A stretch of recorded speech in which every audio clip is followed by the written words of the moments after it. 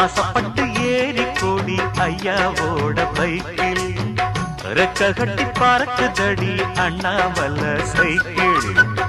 ஆசப்பட்டு ஏறி கோடி ஐயாவோட பைக்கில் தோள கட்டி பிடிக்கையிலே என்ன சுகம் கண்ணம்மா, இந்த சுகம் எதில் இருக்கு, இன்னும் கொஞ்சம் போவோமா? அடடா பழகி கிடந்த பழைய நினப்புல ரெக்க